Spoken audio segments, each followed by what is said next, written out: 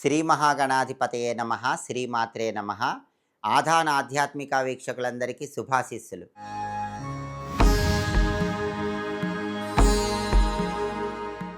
జ్యోతిష శాస్త్రపరంగా వాయుతత్వ రాశులు అంటే ఏ రాశులు వస్తాయో, ద్వాదశ రాశులలో ఏ రాశులను వాయుతత్వ రాశులు అంటారో, ఈ వాయుతత్వ రాశుల వాళ్ళకున్నటువంటి రహస్య లక్షణాలేంటో, వాయుతత్వ రాశుల వాళ్ళు జీవితంలో అద్భుతంగా అదృష్టాన్ని ఐశ్వర్యాన్ని సిద్ధింపజేసుకోవాలంటే పాటించాల్సిన ముఖ్యమైన పరిహారాలేంటో ఈ వీడియోలో మనం తెలుసుకుందాం. మనకున్నటువంటి ద్వాదశ రాశులలో 3 రాశుల వాళ్ళను వాయుతత్వ రాశులు అంటారు. ఆ 3 రాశులు ఏంటంటే మిథున రాశి, తులారాశి, కుంభరాశి. ఈ 3 రాశులను వాయుతత్వ రాశులు అంటారు.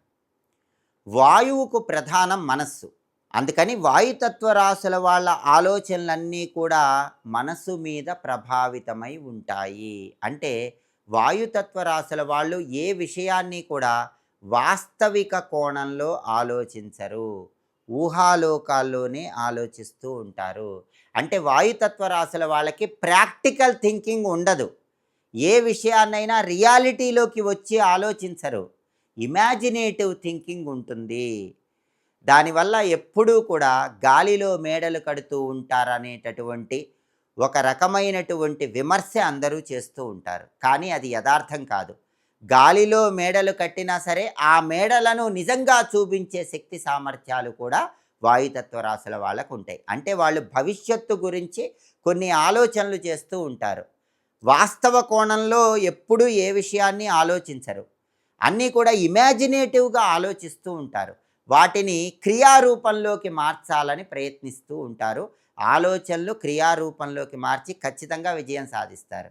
కానీ ఎవరైనా సరే ప్రాక్టికల్ థింకింగ్ లేదని, అన్నీ గాలిమేడలని ఇలా అంటే మాత్రం చాలా బాధపడతారు, ఆందోళన చెందుతూ ఉంటారు. కాబట్టి వాయుతత్వ రాశుల వాళ్ళ ఆలోచనలను ఎవరూ కూడా నిర్లక్ష్యం చేయకూడదు. అలా నిర్లక్ష్యం చేస్తే మాత్రం వాళ్ళకి కోపం వస్తుంది, ఆందోళనకు లోనవుతారు.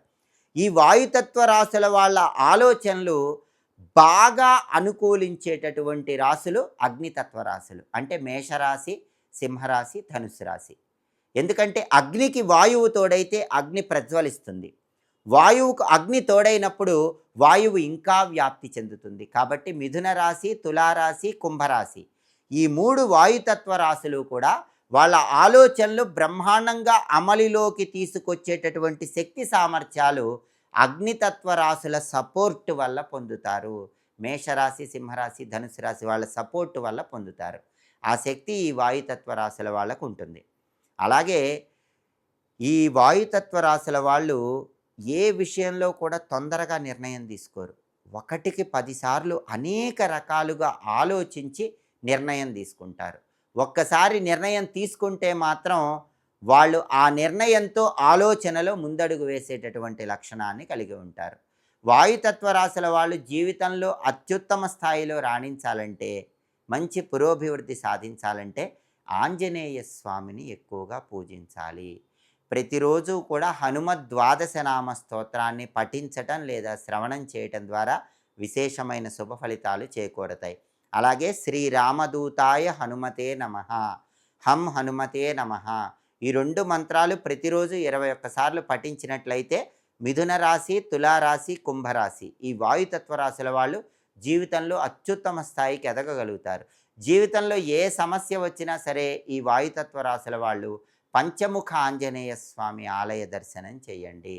పంచముఖ ఆంజనేయ స్వామికి 41 ప్రదక్షిణలు చేయండి. దానివల్ల అన్ని రకాలైన సమస్యల నుంచి సులభంగా బయటపడతారు, సమస్త శుభాలు చేకూడతాయి. అలాగే సింధూరం వర్ణంలో ఉన్నటువంటి ఆంజనేయ స్వామి విగ్రహానికి ఎంత పూజలు చేస్తే అంతగా వాయుతత్వ రాశుల వాళ్ళు అద్భుతమైన శుభ ఫలితాలు అందిపుచ్చుకోవచ్చు. ఇంకా ఇలాంటి ఆసక్తికరమైన విశేషాంశాలు తెలుసుకోవాలంటే ఆధాన్ ఆధ్యాత్మిక ఛానల్ని తప్పకుండా సబ్స్క్రైబ్ చేసుకోండి. సర్వే జనాః సుఖినో భవంతు. స్వస్తి.